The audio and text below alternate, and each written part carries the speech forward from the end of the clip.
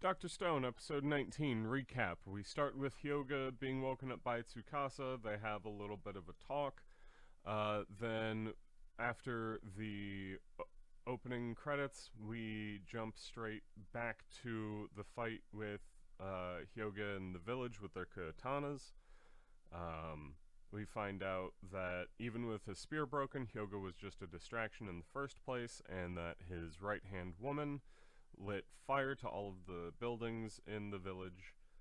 And then once the village gets evacuated, they try to take a hostage, but Suika leads them up the mountain towards the hydrochloric acid pool. And there's been heavy winds this whole evening, so that picks up some of the chlorine gas and starts moving it down the mountain. And Senku comes and saves her in time with Kohaku. Then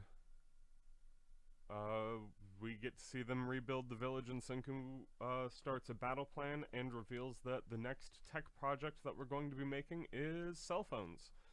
So, what did you like? Okay, so the first little bit is actually a big what did I not like, so we'll get into that, and my second note relates to that, so we're gonna cycle back into what did I like after the first what did I not like.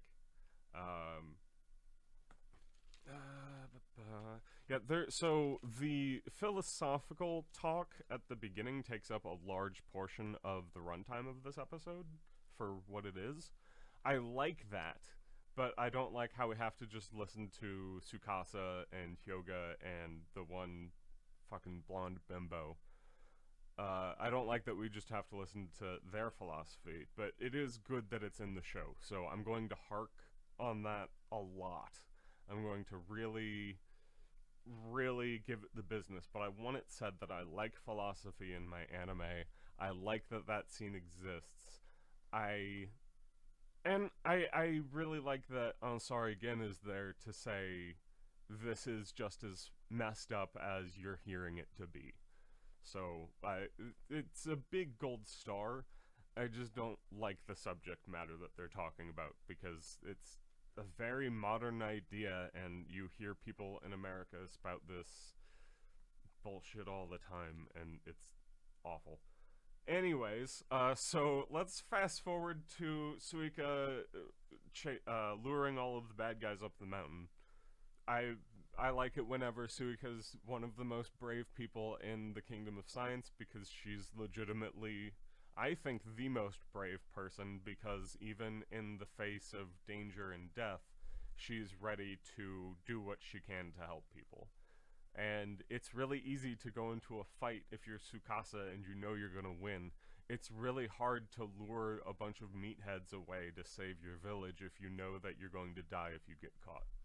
So I would argue that Suika is the bravest character in the show, and I think that she has more balls than Tsukasa in almost every situation.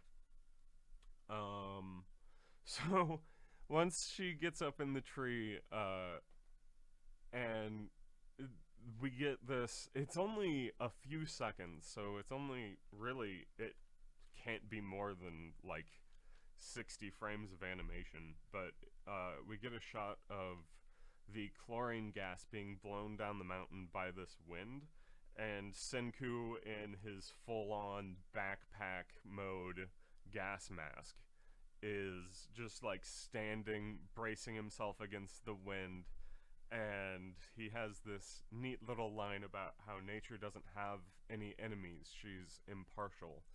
And then this big stupid meathead is like, hey, did that twig summon this poison gas? How did he do that? And of course Senku goes all villain mode, and he's like, yes, of course I summoned it, you fucking idiot. That's what you get for taking on a suicide attack. It's okay, you can run on home and suckle on Mama Tsukasa's teat, but you gotta wait 10 billion seconds. Alright, let's go. And it's just, I love it. I love it so much. I also I like that we learn that Hyoga is kind of like Goku. He's really, really stupid until he's in a battle situation, and then he knows how to win the fight. but he's a big dum-dum because, so it's him and the Carney girl and their three meathead thugs up in a tree. And Hyoga wants to test if the chlorine gas is dissipated and if it's safe to come down. And he uses his men as human canaries, basically. And that immediately is like, oh, okay, obviously it's an evil bad guy thing, but it is objectively the smartest way to keep yourself alive. Where I say he's really stupid, because he came up with a good solution, but he executed it in the worst way possible. He's got three stupid thugs that he doesn't care about. Obviously, he's definitely not going to throw Carney Girl down. She helped him out too much, and she's going to keep helping him out too much, and he has a lot of respect for her. So, he doesn't respect these three idiots, so he bonks him down. But he bonks all three of them down at the same time. If you're looking for a barometer, you want as many tests as possible to find the negative.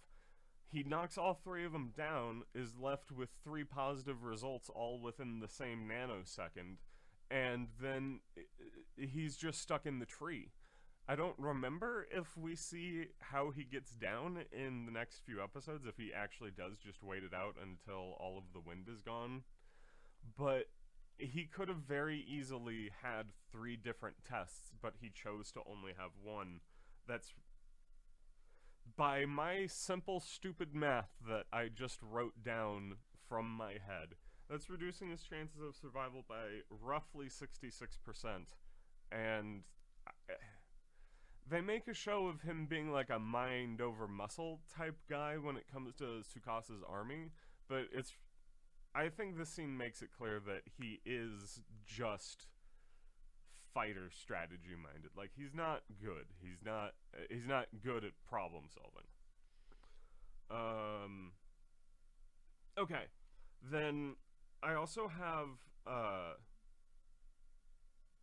I like that one of the meatheads before he dies is talking to Senku, and he asks, obviously with the whole "did you cause this wind," he calls Senku a sorcerer. And I like that this is a callback to when it almost goes hand in hand with Senku's line about Mother Nature being impartial. She doesn't have friends or enemies. Well, that's kind of the same with this moronic take of scientists equal sorcerers. Like, when he was entering the town, this mindset was detrimental to him. People didn't trust him because they thought he was this magical being when he was just doing scientific research or construction or whatever he was doing at the time that made people not trust him. And now it's acting toward his benefit because he can convince these dumb idiots that he can magically summon poison gas. And I like that. I like that it evolved from being a detriment to a positive, and it's people saying the same thing about the same thing. I like it. It's good. It's good writing. Then after the fight, they're rebuilding the village. Senku's doing his whole build-up to what the next piece of tech he's going to build is. And in his speech, it's going through a bunch of technology, and at one point you see, like, a train, and then it progresses to, like, the Hubble telescope. But then at the very end, it shows off this absurd space station that the front of it looks like the literal Death Star and the back of it looks like the Hyperion from StarCraft. It's something that we have not ever built. I feel certain after this episode to say that this show takes place, I'm going to say roughly 2050 would be my guess. I feel like we're going to have absurdly big space stations by then. And maybe I'm an idiot. Maybe it is, like, the newest ISS model that hasn't quite been put out or just got put out into space or whatever. But it definitely looks like future tech. I really like that since none of the villagers know what a cell phone is, Magma's just kind of like walking by in the background, and he says that it sounds like some kind of name for a fish. And I think he's absolutely right. I feel like a cell phone would be like a type of like little crustacean shrimp thing that you would like fish, like net fish for in like a brook or a stream. Like, if I didn't know what a cell phone was and someone asked if I wanted to go cell phone fishing, I'd probably say yes. But yeah, cell phone fishing has a very different meaning in modern times now that I think about it. I'm not a scammer. I don't want to fish on your cell phone, I promise. And then finally, my last little bit that I like is Senku's line about how I'm sorry again, just said that there's so many improbable steps on the path to making a cell phone, and Senku's response is, there's nothing implausible about this. No matter how hard a task is, if you follow the rules, you will come out with the result that you want. That's confidence in what he knows to be true. And I like that even against someone as charismatic and charming and convincing as Ansari again, who he's no magician, but he can easily make people think twice about what he wants to make them think twice about. And he's trying to do that to all of the people around him, and Senku is just, your Jedi mind tricks don't work on me. Try the simple-minded if you want to get away with that. And I like that Senku's willing and ready to stand up for what he's saying because he knows that he's right. Alright. What did you not like? I can't not avoid my no politics rule, so if you have strong opinions on modern society and you have a fragile sensibility and you don't like hearing other people say things that you disagree with, maybe stop here. I've given you over 12 minutes of content at this point. If anyone ever does listen to this podcast, I don't ever want to put you off in any sort of way. I want this to be happy fun times. I'm not going to do spoilers. The big takeaway for this episode is just don't underestimate your opponents, and don't ever think that you have the upper hand just because you have someone backed into a corner. That's the reason why Hyoga loses the fight, and the reason why is because you never know how someone who's cornered is going to act, and Suika more or less single-handedly ends the fight. Sadly, she would have died if she was by herself, but in a situation where the village, being an animal, was cornered, it acted in a completely unpredictable manner, which made Hyoga lose the fight from not certain victory, but a very advantageous position. So, that being said, getting into politics, what did you not like? Taxation isn't fucking theft. So, I'm gonna read, I have a whole paragraph here. I'm gonna read it to you. Tsukasa's philosophy sounds nice until the privileged bimbo chimes in with taxation and rent are practically slavery. This is the core of his belief system, and not only is it heartless because it only lets the strong thrive, which still leads to rich old fools owning land within a generation, it also has the added detriment of nobody trusting their neighbors. Humans are social and empathetic creatures, and this speech highlights that Tsukasa's lack of desire to cultivate either in his perfect new world. And that point is hammered home when that privileged bimbo even says that her life is so much easier, but that's mostly just because she's a fan of Tsukasa. Tsukasa is trying to say that this world was wrong because certain people had more power than other people. And in his new world, that's still the same. Tsukasa holds more power than anyone else based off of the fact that he's an idiot and thinks that the only way to be powerful in the world is to have big muscles. And you see, once he's threatened by someone who can achieve power through their mind, he is uncomfortable. He doesn't want anyone to have more power than him. And that's why he doesn't want anyone else to be revived, other than big stupid meatheads that he can beat the shit out of. This is evil. This is a quest for power, and no matter what philosophical take he has, it is clear as fucking cellophane that he's just scared of people having more power than him. That's why he's so strong that he can beat up a gorilla. That's why he's so strong that he can one-punch a lion. It's because he is a scared, little, uncomfortable bitch as soon as anyone can do anything to him.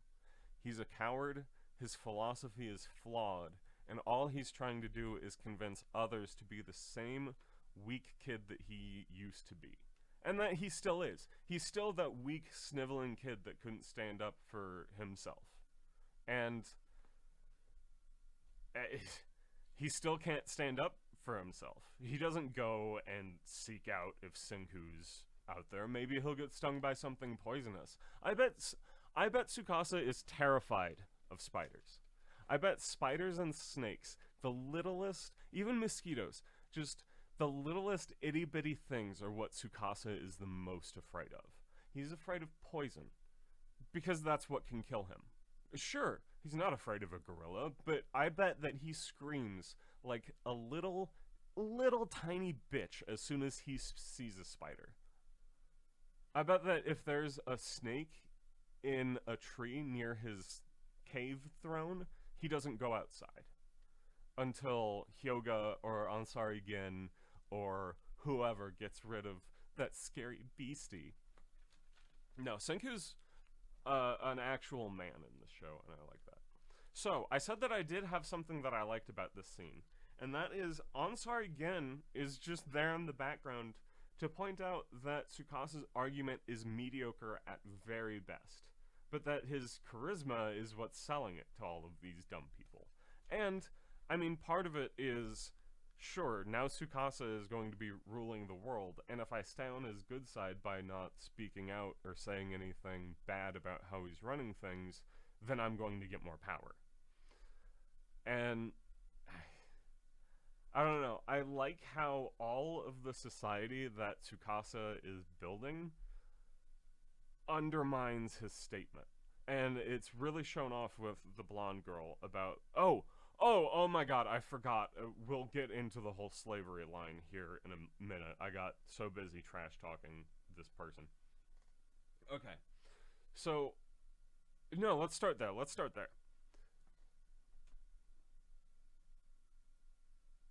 Your job and your situation is nothing like slavery. It's not.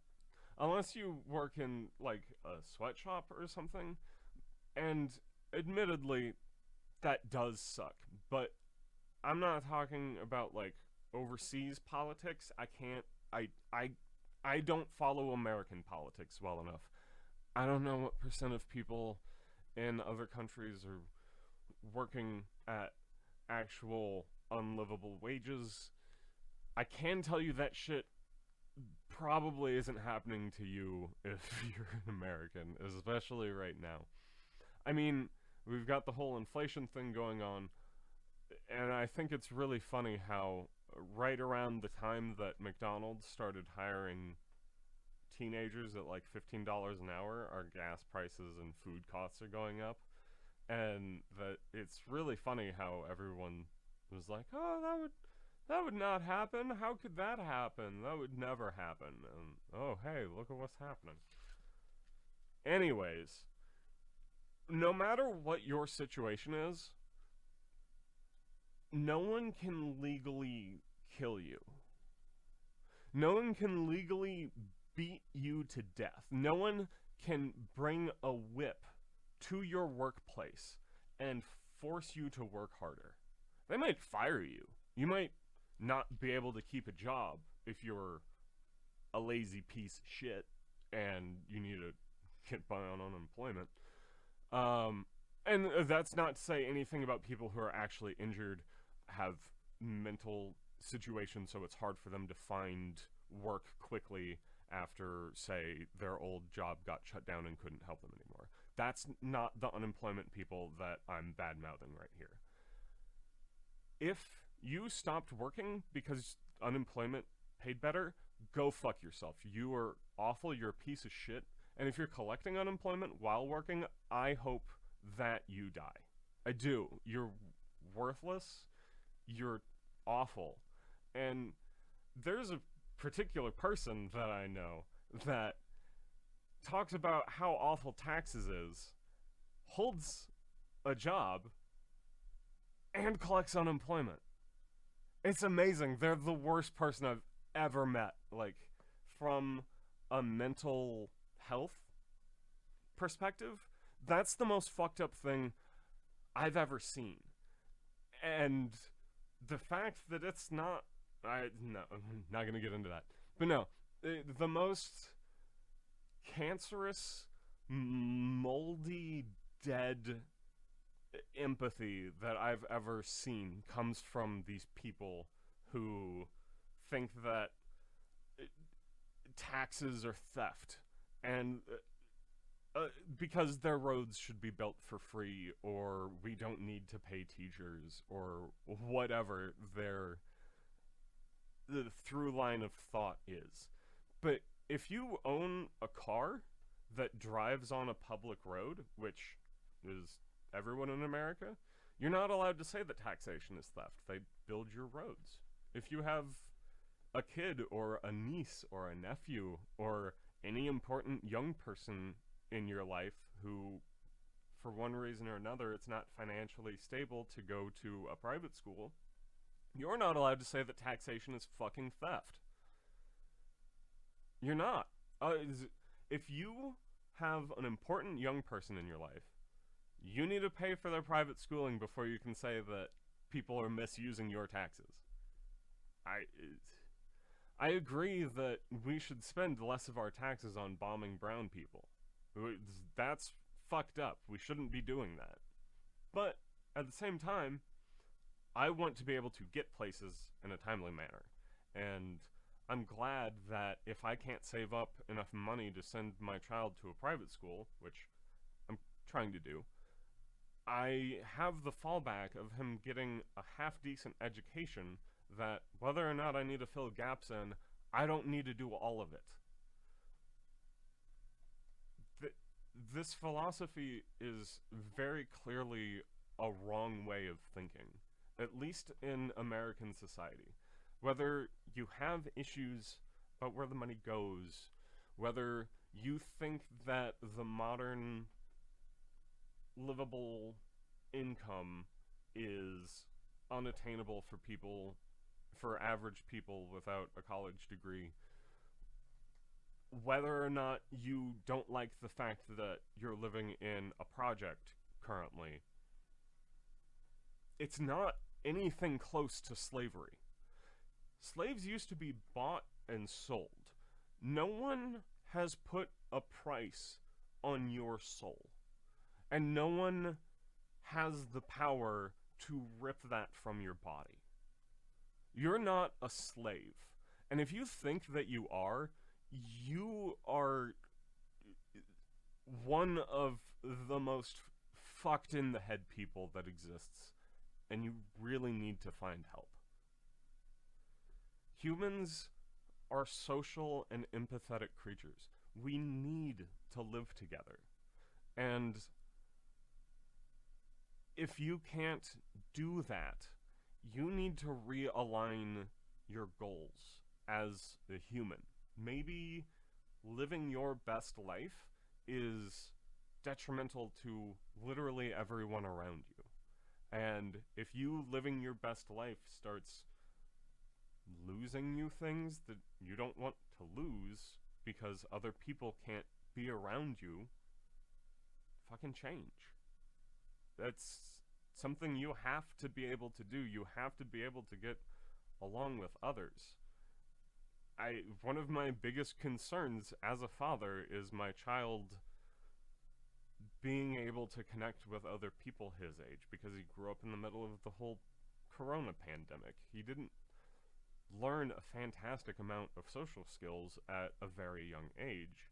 And so I always make a point where if there's an event or something that I don't really feel that he would benefit from and that I don't want to go to, but I know that other kids are going to be there, we still go because he needs to hang out with other kids. I don't think that him going to some Easter egg hunt around Easter time is that beneficial for him, and I sure as hell don't want to sit out in the summer sun just watching him pick up candy. But if there's going to be 100 other kids there, he needs to understand what being around 100 other kids feels like. You have to be able to adapt and be around other people. And Tsukasa's whole take is that I got beaten up once because I was trespassing and breaking the law, and so now I don't like laws or people who can beat me up. That's his whole thought process, and there's really nothing more to it. He can flower it up about how the world spent eons without people owning land, but that's not true. Even if you look back at the Native American civilizations, we can see where people's hunting and living grounds were. Whether they were teepee settlements that would be broken down and moved in the next day, there was still a range of where the teepee tribes would hunt and go. And there would be longhouses that they would return to in winter times if they were in northern regions. Everyone will always start, quote-unquote, owning land. Whether or not it's territory or a physical person owning a house, people want to have a home. And Tsukasa's no different. He built a fucking throne in a cave. He would get mad if someone else sat on that throne, which means he owns property. He's already the senile old fools that he's complaining about. And I think that that is very interesting. He literally can't see that he's doing the thing that he's railing against. And I don't know.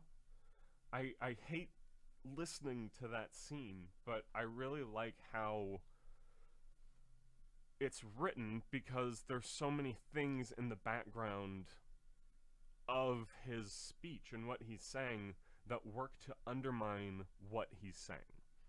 The show is very clear that this is a wrong way of thinking, even though it has these two incredibly strong paragons agreeing that it's the way the world should be. So good on the writers and animators for making it very clear that this is an evil thought process. I just wish we didn't have to spend so much time with it. I've been shouting into a microphone for half an hour, so I think I'm going to call it there. If you made it this far, thank you so much for listening. I should be back at this point.